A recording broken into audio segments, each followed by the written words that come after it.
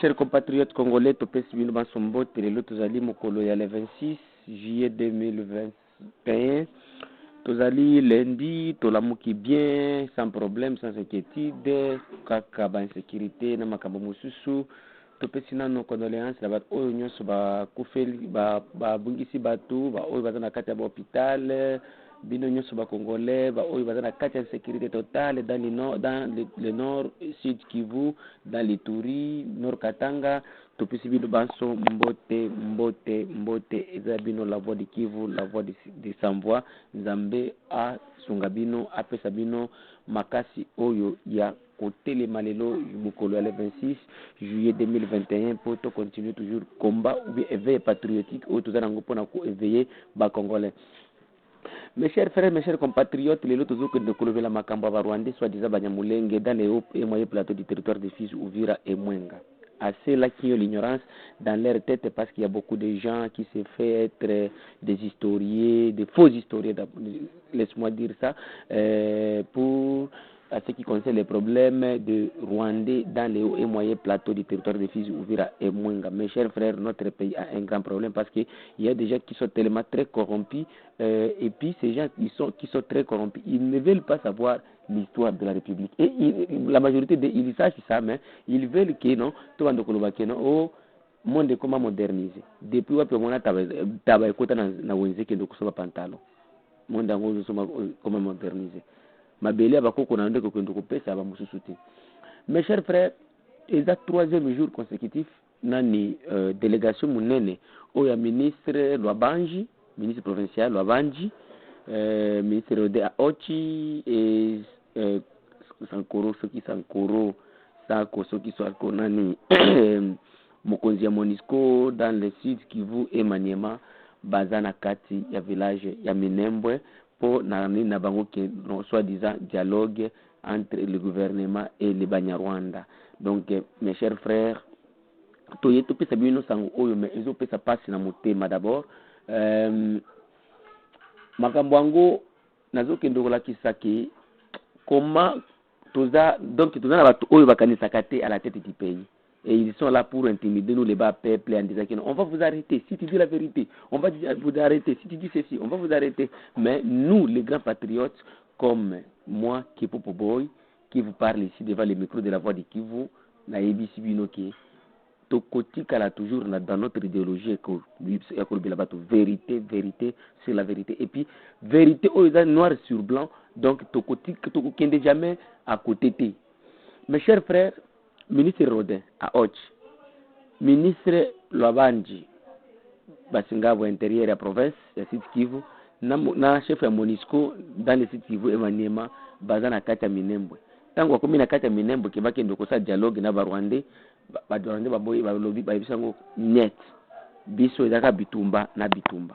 Alors yango nyoso yo uti wapi?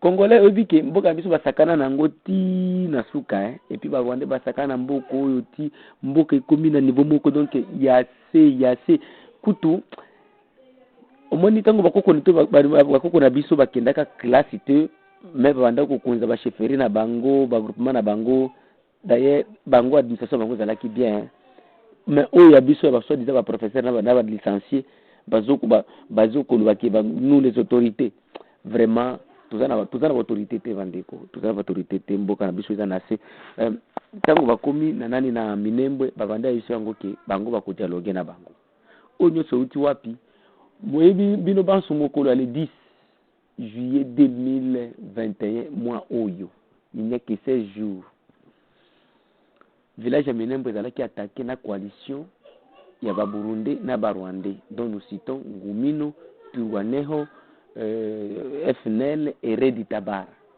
Bolanda bino moko même déclaration par récé, il y a le général major Léon Kasonga, c'est porte-parole à faire récé à sa déclaration depuis Goma. Aloba que la position à faire récé là qui attaquée par les Ngumino, Turwaneho, Redi Tabar et FNL.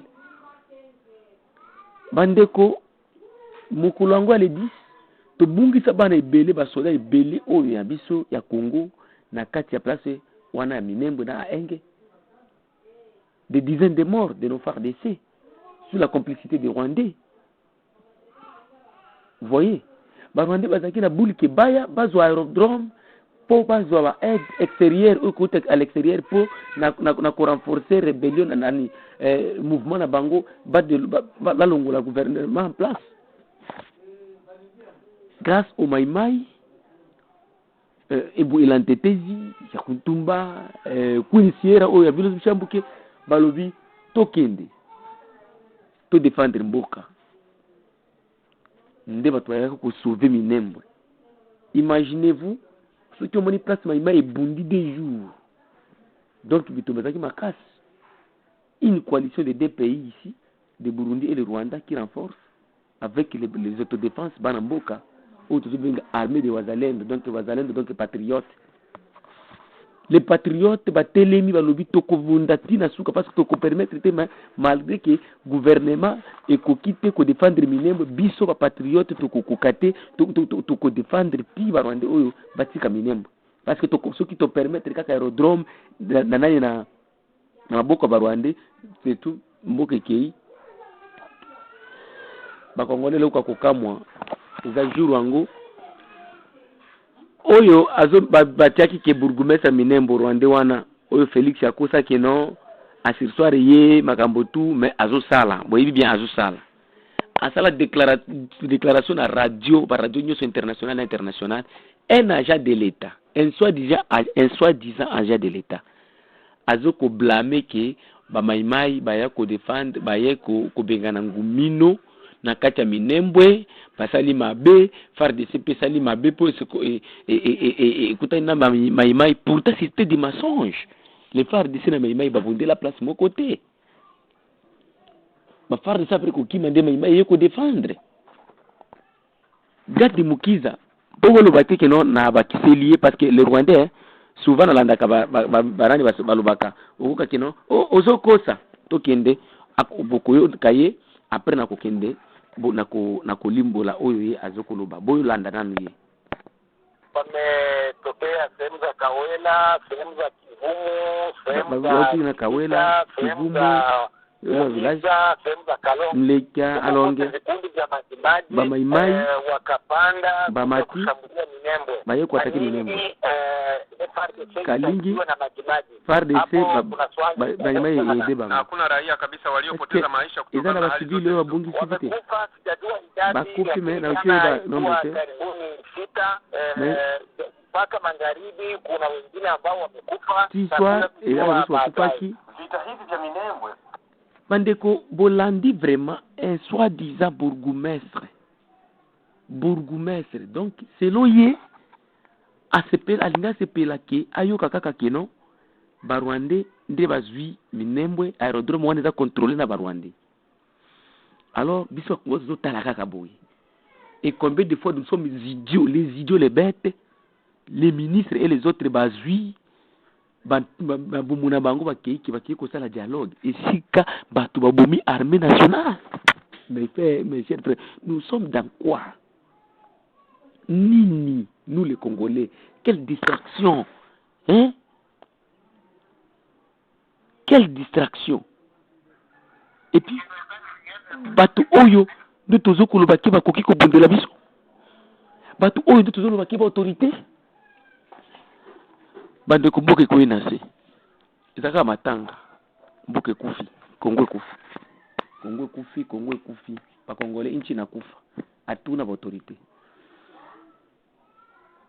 Wanyarwanda wanaua jeshi la taifa, wao wanaenda kunegosie. Donc Barwande babomi armée nationale bango bakei ko négocier. Donc ezelo komoko na mboka mususu. Je pense que après Congo Kosil ceux qui zalaki ya bongo donc Mozambique elingaki et négocier na ba terroristes. Les seuls pays qui négocient avec les terroristes, ils ont Congo. Pays négocient avec les terroristes. Parce que le général Léo Kassonga Yemoko a déclaré, n'a communiqué, FARDC que non, c'était des terroristes qui attaquaient Minembwe, les communes de mais le ministre de la province, Lwabanji, chef de MONUSCO, na UNESCO, na ministre Rodin, bakei ko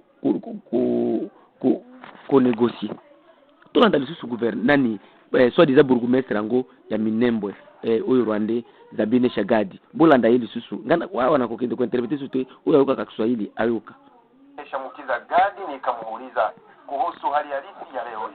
Majimaji wametokea sehemu za Kawela, sehemu za Kivumu, sehemu za Rukijita, sehemu za Muuliza, sehemu za Kalonge. Huko kote vikundi vya majimaji wakapanda kuja kushambulia Minembwe. Kwa nini FARDC isaidiwe na majimaji? Hapo kuna swali kubwa sana. Na hakuna raia kabisa walio oyoki alobi kwa pourquoi mai baiki kwa attaquer Minembwe. Qui était à Minembwe? Qui occupait Minembwe? C'était des Rwandais. Bomoni siko botala siko face ya bitumba tozo kubunda. Bomona ngo siko ba Congolais face ya bitumba nde yango wana. Donc ba Rwandais bazo continuer toujours ko sakana na esprit ya ba Congolais. Bomoni siko après bino zo ba non il y a un agenda caché qui se cache à Minembwe ngo bitakura loba.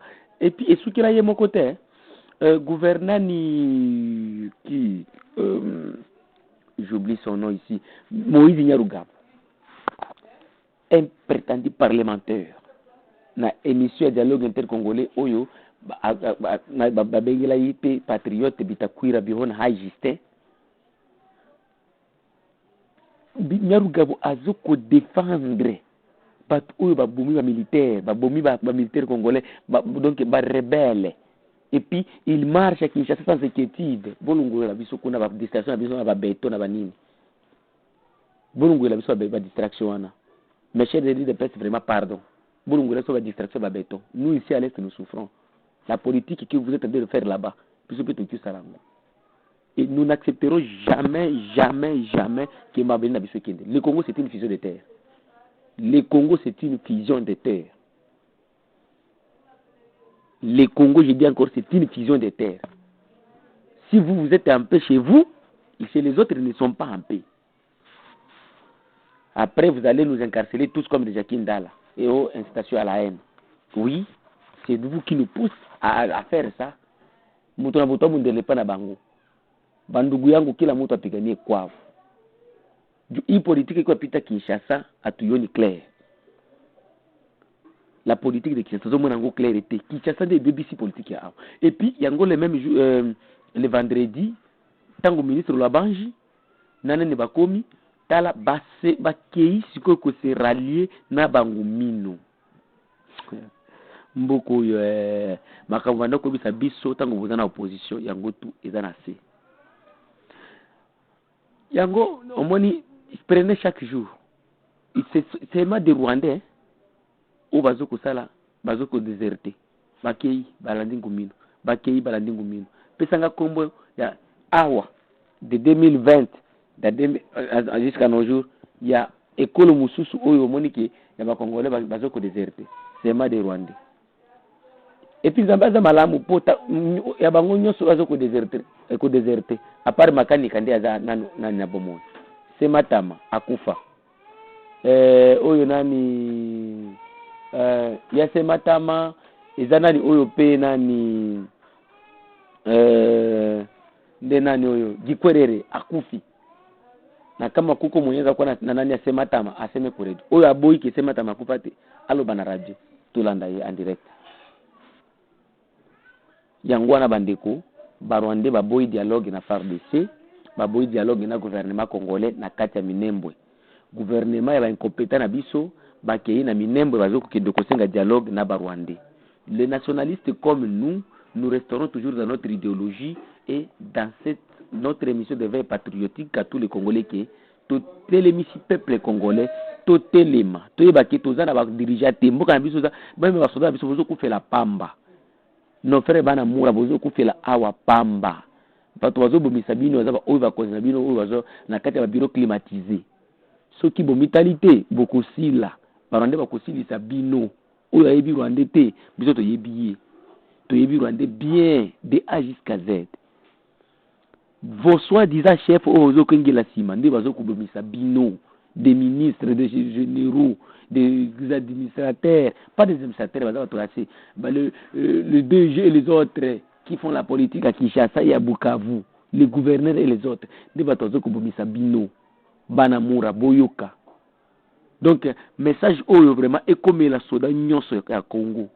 Ba soda nyonso ya Congo. Boye ba ke bato bazo kubomisa bino, baza ba oyo bazo kumibenga ba konzi na bino. Problème oyo bitumba awa, c'est facile de aussi distango ba yaya. Boza na force, boza na mutema kubondela mboka. Mais à la tête les prétendus dirigeants. Tout ça est le côté. Le pays va mal. Mes chers frères, aimons d'abord le Congo. À part ça, nous n'avons pas une autre chose dont nous pouvons aimer sans le Congo. Nous n'avons qu'un seul Congo. Ngazaka na mabele moko hein. Oyebi keta on a longo na Congo, na kenda Tanzanie, na kenda Kenya, na kenda Mozambique, na kenda Malawi, na kenda Afrique du Sud, na kenda Namibie. Papa nyonso na koma déjà. Na mona nzokande il faut muto les respecter ka mabele na bino donc talande muto ninga mabele na ye. Ndi yango to lingi Congo. Ndi yango na lingi Congo. Je suis prêt de mourir pour la RDC. C'est ça mes chers frères. Les abino la voix de Kivu, la voix de Kivu, la voix de sans voix toujours au service du peuple. Bengangai Kipupu Boroi.